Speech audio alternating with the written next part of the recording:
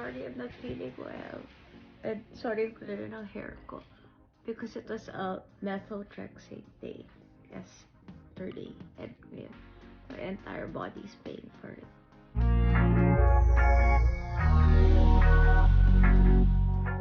Ngayong araw nga ay nagbahagi ng larawan itong si Mark Leviste na hinatid na nga nila ni Chris Aquino, ang bunsong anak ni Chris Aquino na si Bimby sa airport.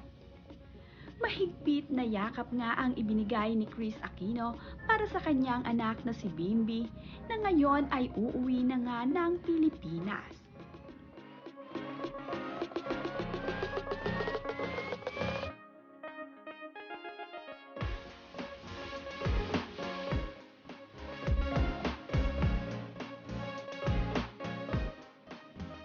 Kasama naman nga ni Chris Aquino itong si Mark Leviste na naghatid sa airport sa kanyang anak. Hindi naman nga nabanggit sa post ni Mark Leviste kung kasabay nga ba niyang uuwi ng Pilipinas itong si Bimby o ito nga lamang si Bimby ang mag-isang bibiyahe pauwi ng Pilipinas. Makakasama na nga ngayon ni Kuya Joshua itong si Bimby dahil pauwi na nga ito ng Pilipinas.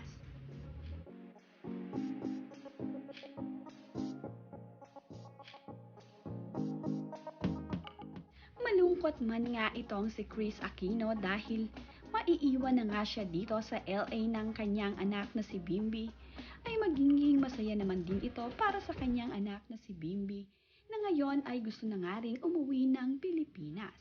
Kaya naman, mahigpit na yakap ang dalawang ito habang nagpapaalaman sa isa't isa.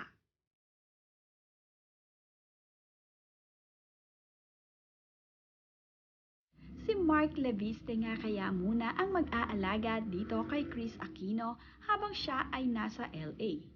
Pero wala namang nabanggit kung uuwi na nga ba ng Pilipinas itong si Mark or sasamahan muna nga niya itong si Chris Aquino dito sa LA.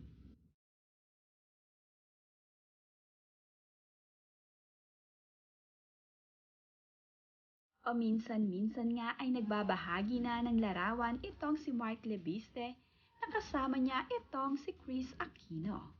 Kagaya na nga lamang ng short video clip na kanyang in-upload sa kanyang social media ay kasama nga niya itong si Chris Aquino at binati pa nga nila ang isang senior board member.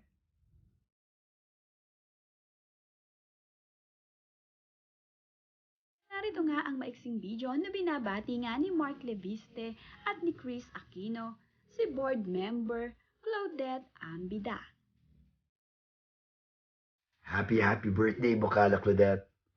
I'm sorry I could not be with you on your most special and wonderful day. But just the same, I wish you happiness and success in life for you and your family.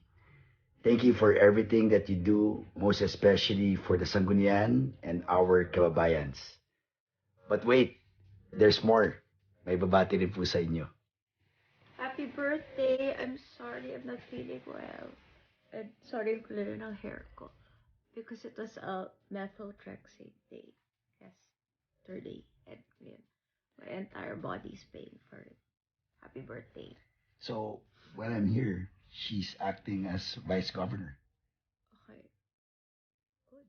Mayroon din namang mensahe itong si Chris Aquino para sa kanyang anak na si Kuya Diyos na nagdiriwang ng kaarawan noong nakaraang linggo.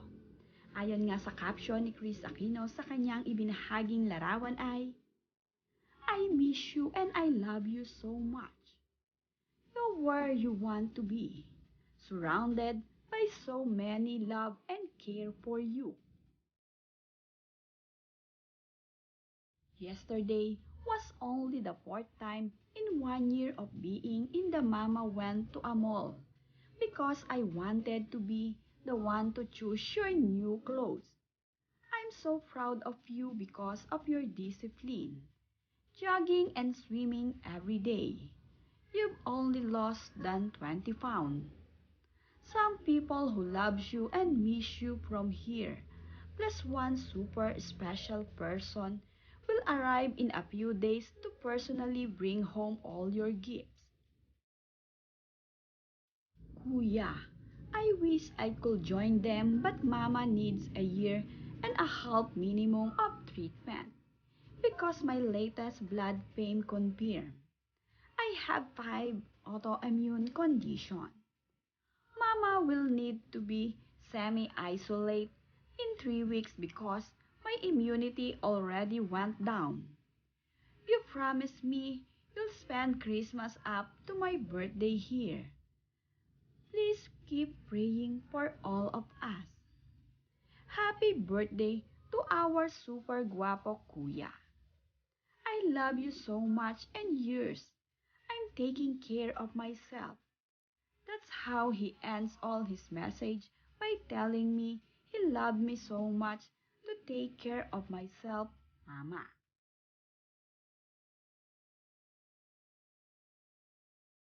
Habang nasa ibang bansa naman nga itong si Mark Lebiste at sinasamahan itong si Chris Aquino, ay namamasyal nga din ito.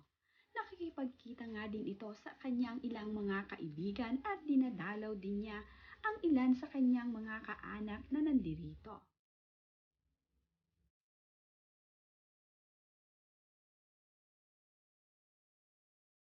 Nagpupunta nga din itong si Mark Lebiste sa iba't ibang lugar habang siya ay nandirito sa abroad.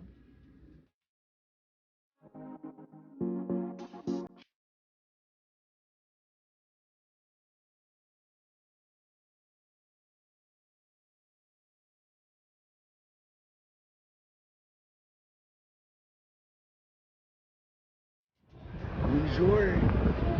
If California is home to the happiest place on earth, then this must be the happiest place in Paris.